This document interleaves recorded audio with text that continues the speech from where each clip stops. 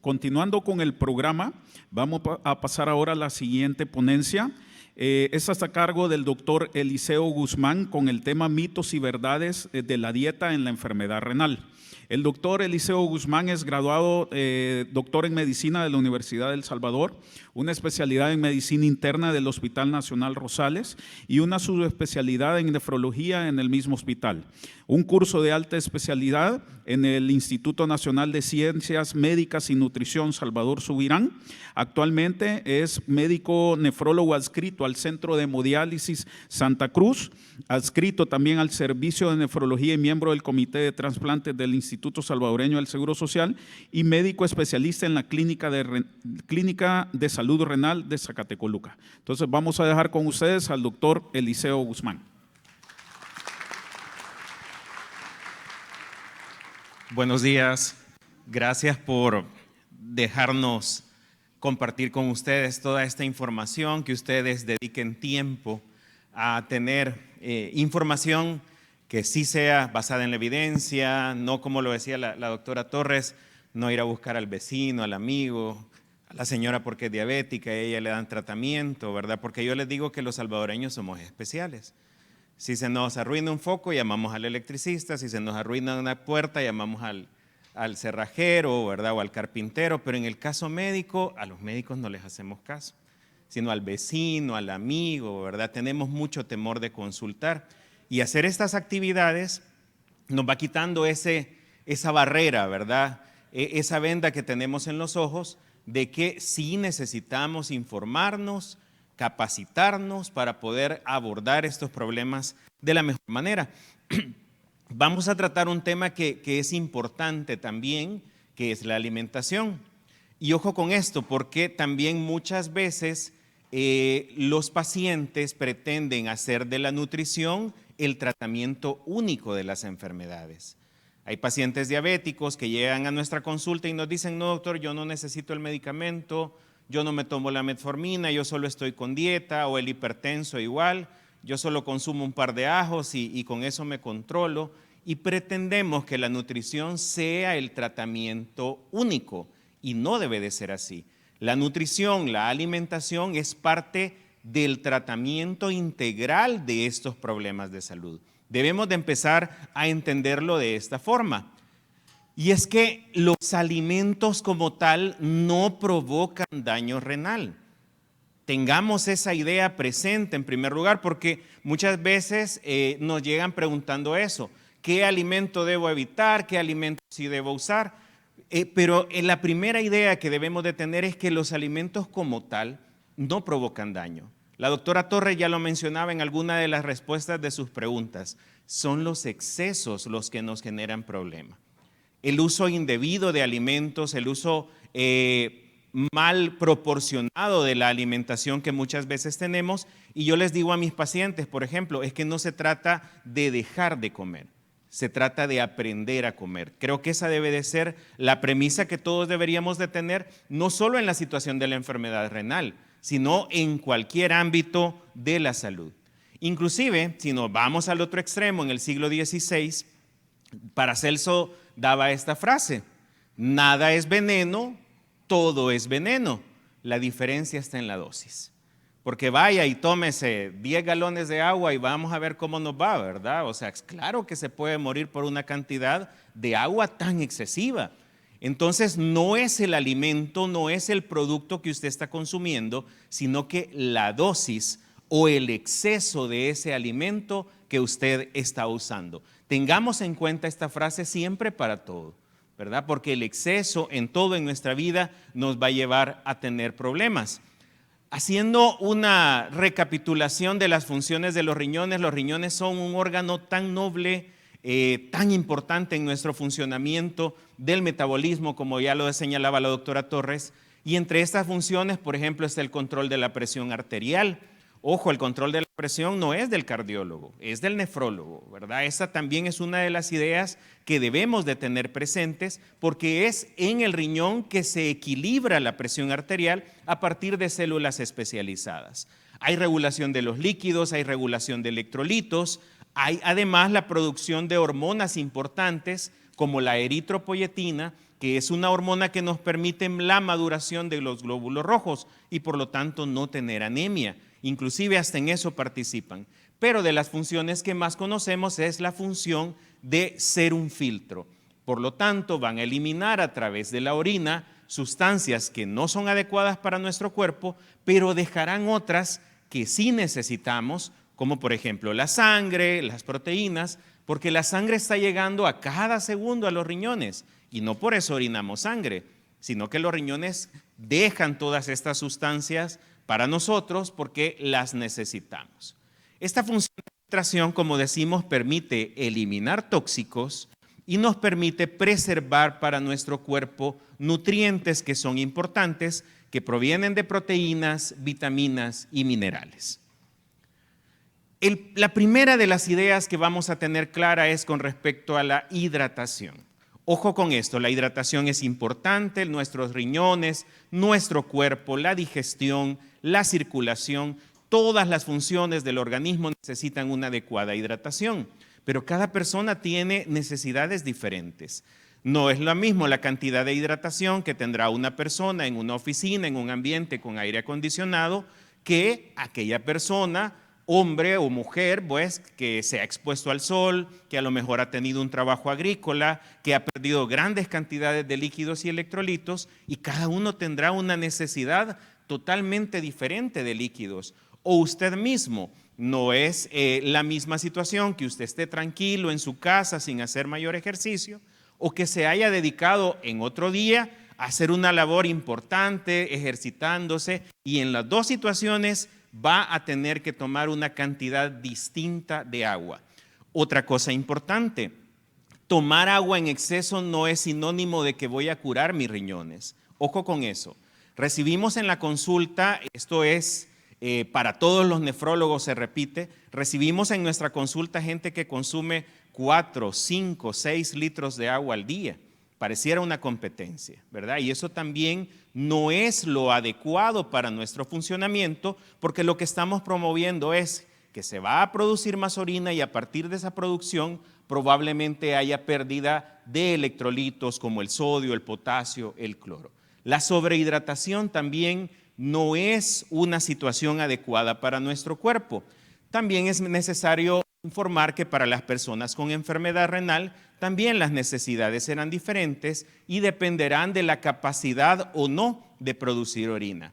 Obviamente, si el paciente ya llegó a una terapia de diálisis o hemodiálisis, también las necesidades de la hidratación van a ser totalmente diferentes. Ojo, eso sí, en cuanto a líquidos, siempre prefiramos al agua, ¿verdad? Porque muchas veces preferimos bebidas entre comillas hidratantes, que lo único que tienen es grandes cantidades de azúcar y no van a ser beneficiosas para nosotros. Habrán algunos casos que sí se necesita alguna rehidratación con suero de rehidratación oral, pero eso habrá que consultarlo con su médico de cabecera.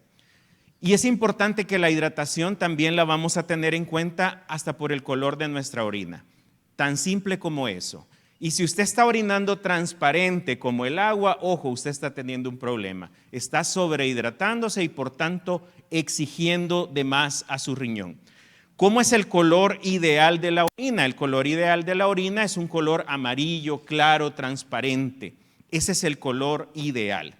Así tendríamos que estar expulsando nuestra orina para considerar que esta es normal en cuanto a nuestro estado de hidratación. Si esta orina se va oscureciendo, tornándose incluso como que fuese el color similar a la miel o incluso café, rojiza, rosada, esos ya no son colores adecuados y necesitamos que si eso está pasando, consultemos.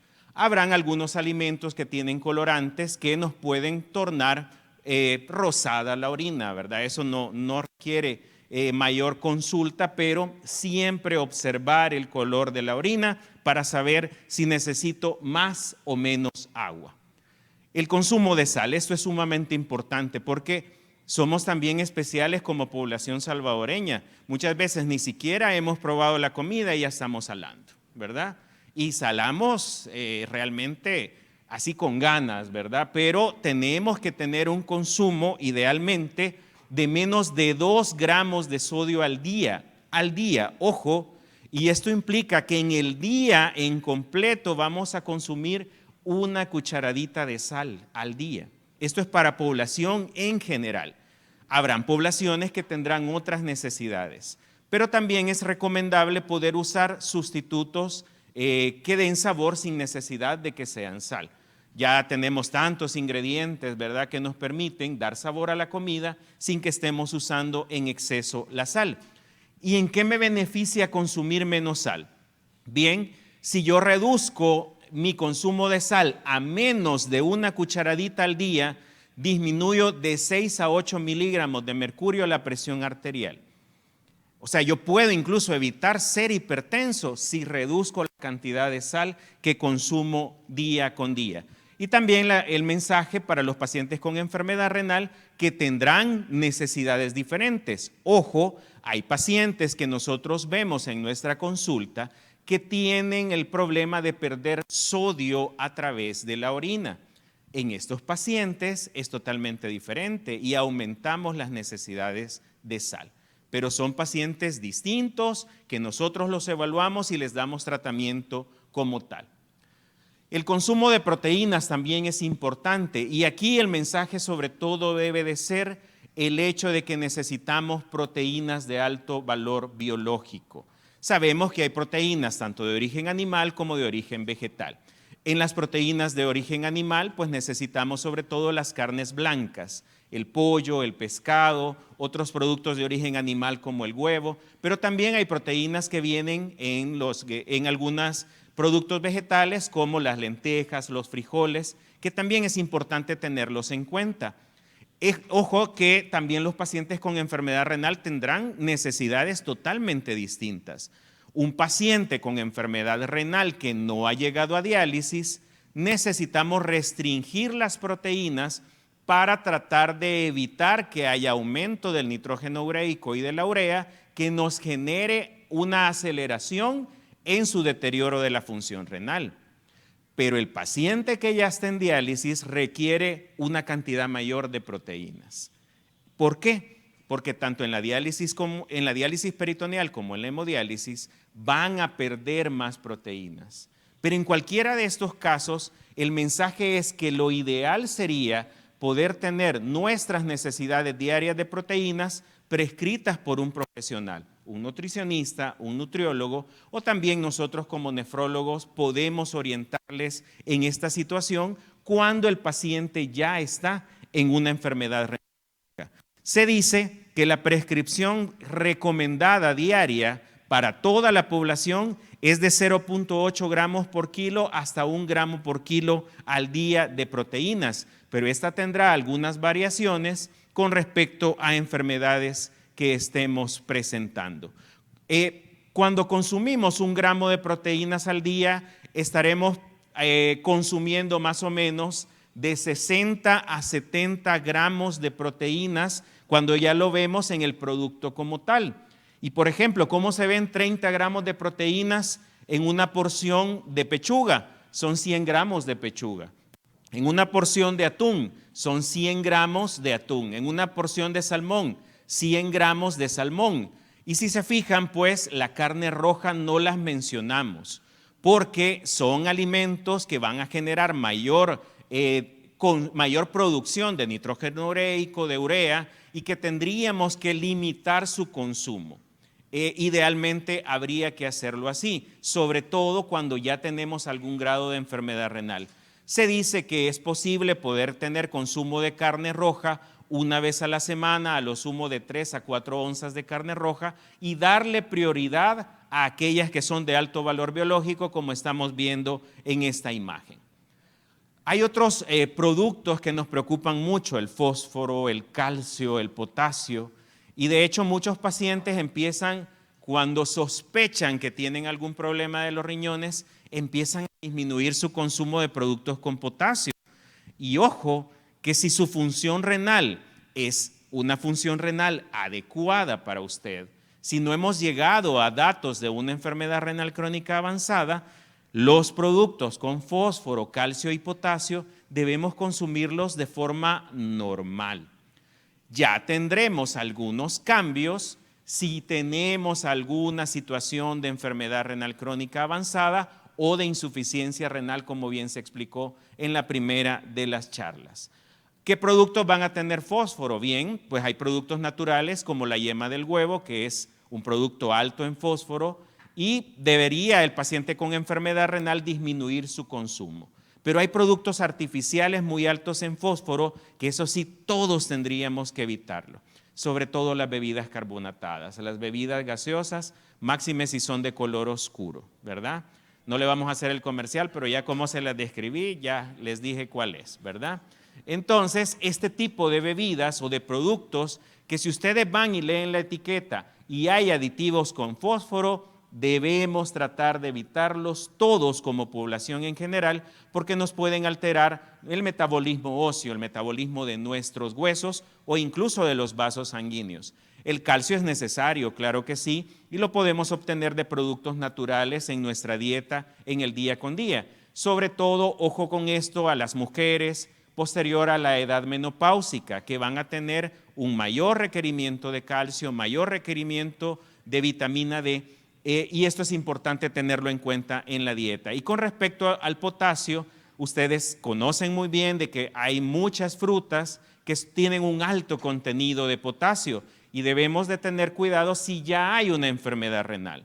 Hay pacientes, también se da el caso, que tenemos pérdidas de potasio a través de la orina. Si ese fuera el caso, probablemente ese paciente sí requiere una mayor cantidad de potasio en la dieta, pero son situaciones individualizadas que el nefrólogo debe ver. Pero para usted que tiene una función renal normal o que por lo menos vamos a ir a averiguar, como ya les dejó la tarea a la doctora Torres, ¿verdad? Vamos a ir a averiguar si tenemos función renal normal. Si ese es el caso, puede consumir estos alimentos con toda tranquilidad. Un problema que tenemos, ya lo venía mencionando desde la primera conferencia, es el síndrome metabólico, la obesidad, esta epidemia de diabetes y de resistencia a la insulina. Y aquí es importante tener en cuenta a los carbohidratos, sobre todo aquellos que provienen de harinas refinadas. Son carbohidratos que absorbemos muy rápido, que nos generan mayor producción de colesterol y triglicéridos. Y aquí vamos a ser claros, el pan dulce, el pan francés, los postres, las boquitas, las bebidas azucaradas promueven este tipo de problemas. Entonces, claro que necesitamos carbohidratos, pero estos deben de ser complejos, como por ejemplo el maíz, ¿verdad? La tortilla que nosotros comemos, usted puede comer tortilla con toda tranquilidad. Claro, tampoco va a ir a comer las 3, 4 horas de tortillas en una sentada de comida, tampoco se trata de eso, todo con moderación, ¿verdad? Pero sí evitar el pan francés, el pan dulce o estos postres como hemos venido mencionando para evitar esta situación de la obesidad o incluso del síndrome metabólico. Problemas de salud que hay que tener en cuenta, los venimos mencionando desde el inicio. La hipertensión arterial, el paciente hipertenso deberá tener recomendaciones dietéticas específicas para él. El paciente diabético, de igual forma, necesita su tratamiento farmacológico, pero necesita cambiar su estilo de vida y entre eso está la dieta. La resistencia a la insulina, que es prácticamente una forma que nuestro cuerpo tiene de defenderse para evitar la diabetes. Pero va a llegar un momento en donde consumimos todas nuestras reservas y ese paciente con resistencia a la insulina pasará a ser diabético. También necesita esas recomendaciones dietéticas para evitar complicaciones dentro de su problema de salud. Y obviamente esta epidemia, podemos decir, de obesidad que tenemos actualmente, que necesitamos atenderla mejorando la dieta, activándonos físicamente e inclusive investigando otro tipo de cosas que van a la par de esto, como el hígado graso. Me decía un paciente en mi consulta, no doctor, yo no me hago ultra del hígado porque los radiólogos a todo el mundo le ponen hígado graso. No, si es que no es ocurrencia del radiólogo, ¿verdad? Es que la mayoría tenemos problemas de hígado graso porque comemos mal. Entonces, un comentario con esto para que tengamos en cuenta cambios en el estilo de vida. ¿Cómo elegir idealmente su dieta para proteger a los riñones? Primero revise el sodio de sus alimentos. Si ustedes van al supermercado, miran las etiquetas que tienen los productos, léanlas. Y en primer lugar tenemos que saber a qué equivale una porción de ese alimento que usted está consumiendo. Si esa porción es una taza, pues deberíamos de comer una taza. Si ya consume el doble, multiplique por 2 todo lo que está en esa etiqueta. Si una porción, por ejemplo, tiene 660 miligramos de sodio, esa ya es una cantidad demasiado alta, porque hemos dicho de que no vamos a consumir más de 2 gramos de sodio al día. Ahí ya estaría consumiendo 1/3 del sodio del día en esa porción de alimento. Idealmente tendría que decir su etiqueta que la cantidad de sodio que tiene debe de ser menor al 5%. Si es mayor al 5%, ojo con ese alimento y hay que tratar de evitarlo. Las recomendaciones para el sodio, como les decía, revisen las etiquetas, utilicen más bien la práctica de cocinar sus alimentos, tratemos de evitar las comidas rápidas porque son muy altas en sodio. Hay que usar hierbas, especias y condimentos libres de sodio en lugar de la sal. Revisar el sodio de la etiqueta, como les decía, y probar versiones bajas en sodio de algunos alimentos que ya están disponibles en el mercado. La cantidad y la proteína correcta, como hemos dicho, prefiera mejor a las carnes blancas, el pollo, el pescado u otros productos de origen animal como el huevo. Y dentro de los vegetales, frijoles, nueces y granos. También es importante que en pacientes con enfermedad renal debemos elegir a los alimentos con menos cantidad de fósforo y elegir alimentos con la cantidad correcta de potasio. En particular nos referimos al paciente que ya tiene un grado de enfermedad renal crónica. Esto para que lo tengan en cuenta, algunos alimentos bajos en potasio o ricos en potasio y un listado de alimentos bajos en fósforo y ricos en fósforo, pero sobre todo, como les decía, esto ya pensando en un paciente con enfermedad renal crónica. Esta es una frase de Hipócrates, ténganla en cuenta. Si alguien desea una buena salud, primero debe preguntarse si está listo para eliminar las razones de su enfermedad. Solo entonces será posible ayudarlo. Nosotros podemos tener las mejores estrategias farmacológicas, los mejores consejos, las mejores indicaciones médicas y nefrológicas, pero si usted no cambia su estilo de vida, no vamos a hacer nada porque usted debe ser parte integral de su tratamiento y, como lo decía el doctor Soto, hacerse responsable de tener una adecuada salud depende de usted. Muchas gracias y quedo disponible si hay algunas preguntas.